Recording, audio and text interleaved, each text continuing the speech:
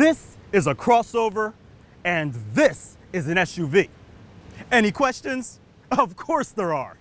I'm Chris from AutoAcademics, and today we're going to take a few minutes to talk about the difference between crossovers and SUVs. Identifying the difference between a crossover utility vehicle or CUV and a sport utility vehicle or SUV has been confusing for a lot of people basically since the crossover was first introduced. You see, from the mid-80s to early 90s, vehicles such as Jeep's Cherokee, Ford's Explorer, Nissan's Pathfinder, and Toyota's 4Runner became cool vehicles. Not necessarily for off-roading, but for conquering the urban jungle.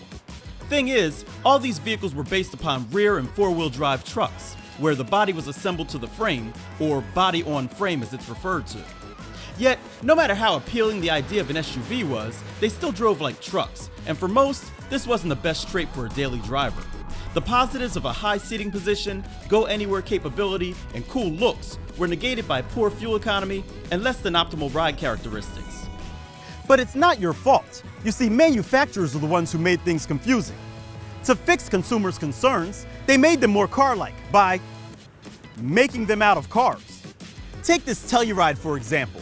It's spacious and can do some mild off-roading, yet drives nimble enough with decent fuel economy for a vehicle of its size. Be sure to check out our full review if you haven't done so already.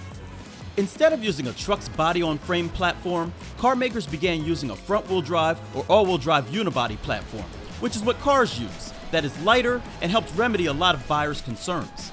Basically, this change combined the rugged looks of a truck with the more user-friendly parts of a car, spawning a new classification of vehicle, the crossover.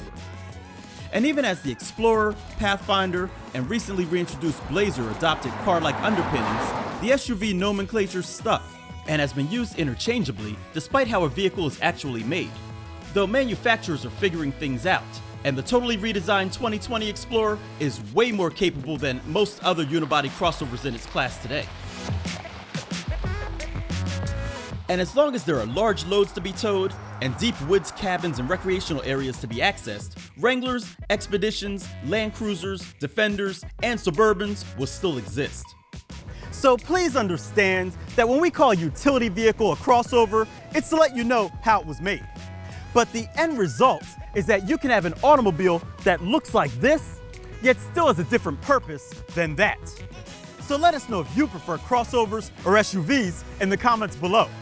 As always, if you like this video, give it a thumbs up and share it with someone who struggles with the difference between a crossover and an SUV. Finally, if you haven't done so already, by all means subscribe so you don't miss what we have coming up next.